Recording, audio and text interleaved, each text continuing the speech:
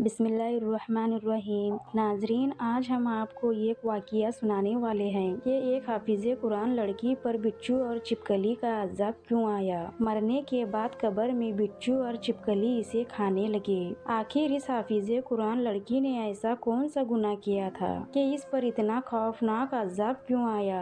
ناظرین، اس کہانی کو مکمل جاننے کے لیے ہمارے ویڈیو کو آخر تک ضرور سنیے گا، تبھی آپ کو پوری کہانی سمجھ میں آئے گی۔ ناظرین، اس حافظ قرآن عورت کا شوہر کہتا ہے کہ میں دبئی میں نوکری پر تھا جب میری بیوی کا فون آیا کہ امی مر گئی ہے۔ میں بہت رویا، لیکن بیوی نے واپس آنے سے منع کر دیا۔ کہنے لگی، اتنے پیسے لگا کر زیور بیچ کر گئے ہو، میں خود تفدین کروا دوں گی۔ اور پھر میری بیوی نے تفدین کروا دی۔ 3 سال بعد جب میں واپس ہندوستان آیا تو میرا دل غم سے بوجھل تھا۔ گھر پر میری ماں نہیں تھی۔ میں امی کی یاد میں دھاڑے مار کر رو رہا تھا۔ یہ بنگلہ نما گھر میری بیوی نے بنوایا تھا۔ جیسے ہی رات ہوئی تو اچانک رات کو مجھے رونے کی آوازیں آنے لگی۔ میں چونک کر اٹھ گیا اور چلتے چلتے میں اس گھر کے تہخانے تک پہنچ گیا۔ یوں ہی دروازہ کھولا تو آگے کا منظر دیکھ کر میری چیخیں نکل گئی، کیونکہ میری امی مر گئی ہے۔ عرفان، امی کا انتقال ہو گیا ہے۔ یہ وہ الفاظ تھے جنہوں نے میرے قدموں تلے سے زمین نکال دی تھی۔ کتنے لمحے با یقینی کے عالم میں کھڑا رہا، پھر دوبارہ سے آسماں کی آواز گونجی، عرفان سن رہے ہو نا، امی کا انتقال ہو گیا ہے۔ بڑی مشکل سے میں بولا، امی کا انتقال کیسے ہو گیا؟ آسماں، 2 دن پہلے تو امی سے میری بات ہوئی تھی، وہ بالکل ٹھیک تھی۔ آسماں بولی، بس رات کو اچانک سے ان کی سانس رک گئی تھی۔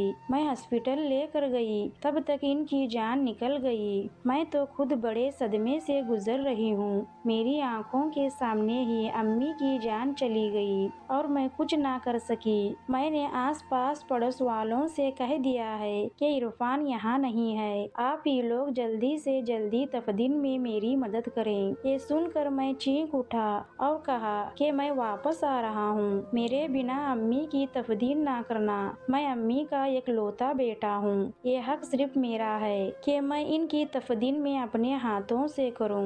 مگر آسماں کہنے لگی، عرفان ایسی باتیں نہ کریں، امی کو میں اتنی دیر نہیں رکھ سکتی، وہ بوڑھی عورت ہیں، ان کی میت خراب بھی ہو سکتی ہے۔ اگر آپ واپس ابھی آ جائیں تو تب تک امی کی تفدین ہو چکی ہوگی۔ آپ لاکھوں پیسہ لگا کر وہاں گئے ہیں اور اب پھر واپس آنے میں لاکھوں روپے لگیں گے۔ میں نے اپنا زیور سب کچھ بیچ کر آپ کو بھیجا ہے، واپس آؤ گے تو سب برباد ہو جائے گا، ہمارے بچے کیا کھائیں گے؟ آپ کام پر توجہ دیں اور امی کے ہی صالح ثواب کے لیے وہیں کچھ پڑھ لیں۔ آپ کے واپس آنے سے امی تو واپس لوٹ کر نہیں آئے گی، لیکن آپ کو بہت بڑا نقصان ضرور ہوگا۔ آسماں نے صاف لفظوں میں مجھے واپس آنے سے منع کر دیا کہ اس نے پڑوس والے علی حسن سے کہہ کر سارا انتظام کرا دیا ہے، اس نے بس مجھے کچھ پیسے بھیجنے کو کہا اور میں نے اسی وقت آسماں کے اکاؤنٹ میں پیسے بھجوا دیے۔ امی کے مرنے کے بعد میرے لیے کام کرنا مشکل ہو چکا تھا۔ امی کے اچانک انتقال نے مجھے توڑ کر رکھ دیا۔ مجھے دکھ اس بات کا تھا کہ میں امی کا اکلوتا بیٹا تھا، امی کی تفدین بھی نہ کر سکا اور امی کا آخری دیدار بھی نصیب نہ ہوا۔ میرا دل خون کے آنسو رو رہا تھا۔ نوکری سے واپس آ کر کمرے میں لیٹ گیا تو ماضی میری آنکھوں کے سامنے گھومنے لگا۔ میری ماں کا شفیق چہرہ مجھے بے چین کر گیا۔ ابا کے انتقال کے بعد امی نے ماں کے ساتھ ساتھ باپ بن کر مجھے پالا تھا۔ صبح سے شام تک لوگوں کے گھروں میں کام کیا کرتی تھی اور پھر باقی سارا وقت میری پڑھائی اور گھر پر توجہ دیتی تھی۔ میں صرف 10 سال کا تھا جب ابا اس دنیا سے چلے گئے تھے۔ اسی وقت سے میری ماں نے لوگوں کے گھروں میں کام کرنا شروع کر دیا تھا، جبکہ میں ایسا نہیں چاہتا تھا۔ میں نے کئی بار امی سے کہا کہ میں پڑھائی چھوڑ کر کسی دکان پر کام کرنے کے لیے لگ جاتا ہوں، کوئی بھی مزدوری کر لیتا ہوں، لیکن امی نہیں मानी। अम्मी का एक ही ख्वाब था कि मैं अच्छा पढूं और मुस्तकबिल बेहतर करूं। अम्मी मुझे किसी मेहनत मशक्कत में डालकर पढ़ाई से दूर नहीं करना चाहती थी और इसके लिए अम्मी ने खुद को दिन रात की भट्टी में झोंक दिया था। नौकरी के साथ घर संभालना बहुत ही मुश्किल था, लेकिन अम्मी ने कभी हार न मानी। कभी इनके चेहरे पर तकलीफ के आसार नहीं आए थे। शदीद बुखार की हालत में भी वही मुस्कुराती हुई मुझे स्कूल भेजकर खुद काम पर चली जाती थी और मेरे सामने कभी अपनी तकलीफ का इजहार नहीं किया करती थी। लेकिन अपनी माँ की शक्ल देखकर मुझे पता चल जाता था कि मेरी माँ बीमार है। मेरी अम्मी ने ऐसे ही दिन रात मेहनत मजदूरी करके मुझे कॉलेज में पहुँचा दिया था। कॉलेज के दिनों में भी मैंने नौकरी की बात की। अम्मी, अब तो आप आराम करें, आप बीमार रहने लगी हैं, मैं कोई नौकरी कर लेता हूँ। तो अम्मी ने साफ मना कर दिया। कहने लगी, बस तू पढ़ाई कर और मैं कुछ नहीं चाहती, मेरी यही ख्वाहिश पूरी कर दो। यही मेरा ख्वाब है कि मेरा बेटा पढ़ा लिखा इंसान हो और बड़े अहदे पर फैज हो।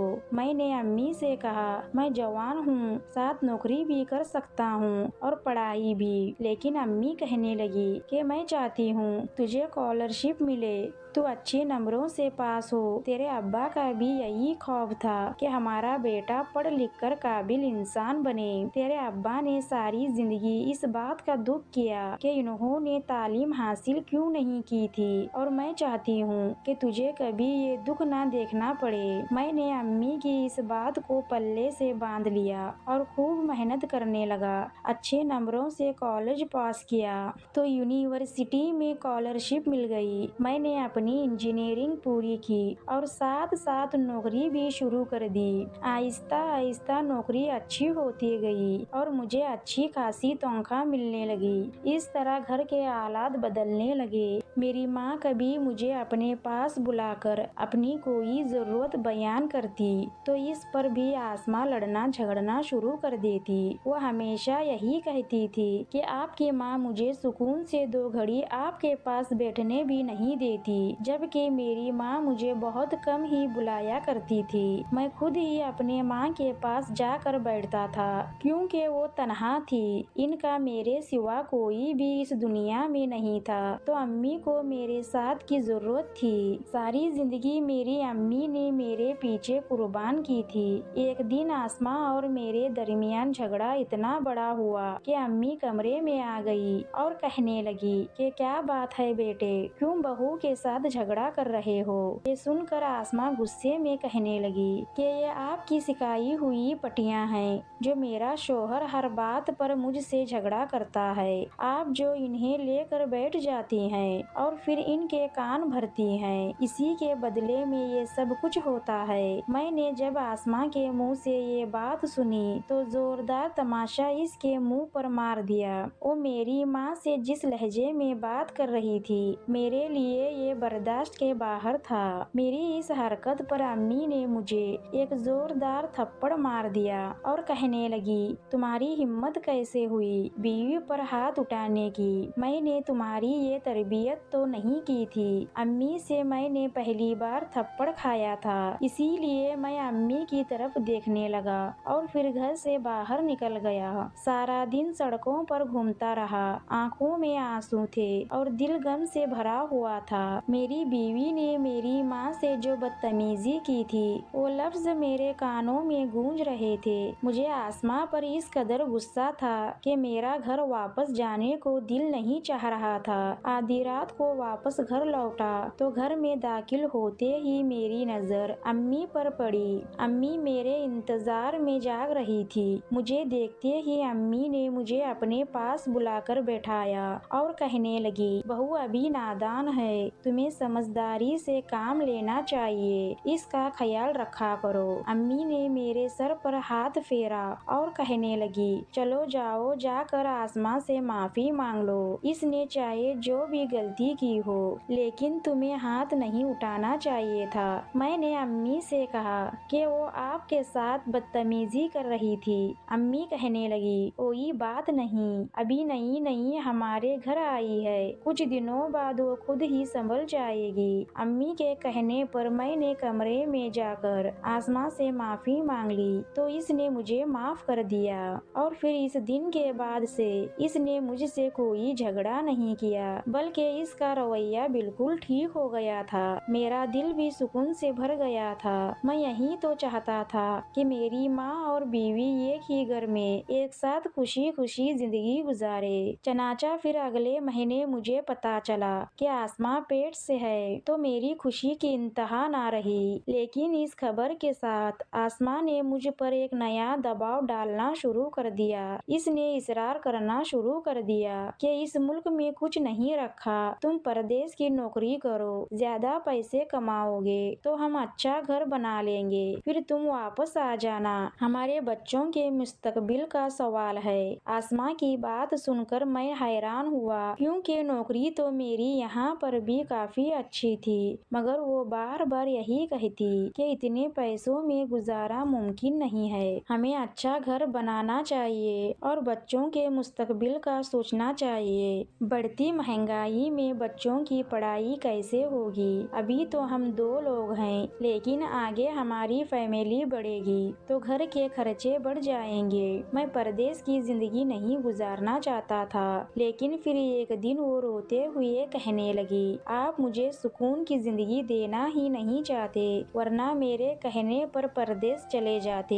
मेरे लिए भी आपके बिना रहना मुश्किल है, लेकिन ये हमारे मुस्तकबिल का सवाल है। इसके आंसू देखकर मैं पिघल गया था। मैंने अम्मी से बात की तो अम्मी के चेहरे का रंग जर्द पड़ गया था। इन्होंने मेरा हाथ पकड़कर कहा, मेरे बुढ़ापे के दिन हैं, कब आंख बंद हो जाए कुछ पता नहीं, मैं चाहती हूँ कि तुम मेरे साथ ही रहो। ये बात आसमां के कानों में पड़ गई तो वो अम्मी से कहने लगी, आप क्यों अपने बेटे के मुस्तकबिल में रुकावट बन रही हैं? आपने क्या इसीलिए सारी जिंदगी अपने बेटे को पढ़ाया लिखाया था ताकि तरक्की करने के वक्त आप अपनी कुर्बानियाँ याद दिलाएं, इसे आप अपनी गोद में बिठा लें। आसमां की इस बदतमीजी पर मैंने इसे गौर से देखा। अम्मी बोली, अगर तुम्हारा मुस्तकबिल परदेश में है तो तुम चले जाओ। और फिर अम्मी ने मुझे दोबारा ना रोका। मेरी आसमां से इस बात पर भी बहस हुई, लेकिन वो बिल्कुल खामोश बैठी रही। इसने आगे से कोई जवाब नहीं दिया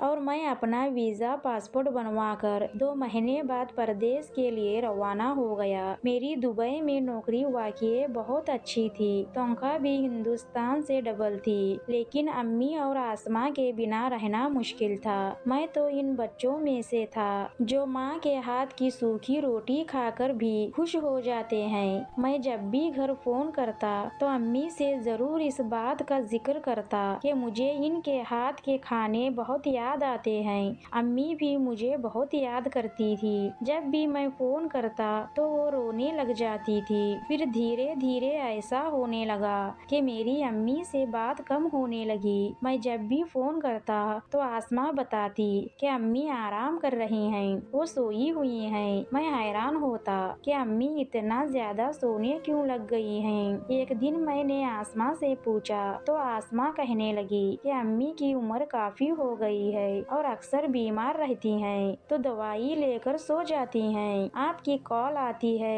तो मैं इन्हें बार बार डिस्टर्ब नहीं करती। फिर एक दिन हिंदुस्तान से फोन आया कि मैं एक बेटी का बाप बन गया हूँ। मैं बहुत खुश था, लेकिन 3 साल से पहले वापस लौटना मुमकिन नहीं था। मेरी बीवी बहुत खुश थी कि इसने काफी पैसा जमा कर लिया है। आसमां की ये बात सुनकर मुझे कुछ हौसला आया। मैंने आसमां से कहा कि मैं पुराने घर जाना चाहता हूँ, मुझे अम्मी की बहुत याद आ रही है। अम्मी का इंतकाल पुराने घर में ही हुआ था। आसमां अम्मी के इंतकाल के बाद इस नए घर में शिफ्ट हुई थी। आसमां कहने लगी कि वो पुराना घर तो मैंने फरोख्त कर दिया है। ये सुनकर मेरी आंखें फटी की फटी रह गईं। मैंने गुस्से में कहा, ये तुमने क्या किया? वो मेरी माँ का घर था, मेरा बचपन इसी घर में गुजरा था, तुमने मुझसे पूछे बिना घर क्यों फरोख्त किया? आसमां कहने लगी, ये घर बनाते वक्त पैसों की जरूरत थी तो मैंने इस घर को बेच दिया। आपको इसलिए नहीं बताया क्योंकि आप परदेश में परेशान پریشان ہوتے۔ مجھے آسماں کی اس حرکت پر بہت غصہ آیا، لیکن خیر اب جو کچھ ہونا تھا وہ ہو چکا تھا۔ آسماں سے کہا کہ مجھے امی کی قبر بتاؤ، میں امی کی قبر پر جانا چاہتا ہوں۔ تو وہ کہنے لگی چلیے میں آپ کو لے کر چلتی ہوں۔ پھر وہ مجھے قبرستان میں لے گئی۔ وہ ایک قبر پر اشارہ کر کے اس نے بتایا کہ یہ امی کی قبر ہے۔ یہ سنتے ہی میں اس قبر کے پاس بیٹھ گیا اور امی کے قدموں میں رونے لگا۔ امی سے معافی مانگی کہ میں کتنا بدقسمت بیٹا تھا جو ماں کے جنازے کو کاندھا بھی نہ دے سکا۔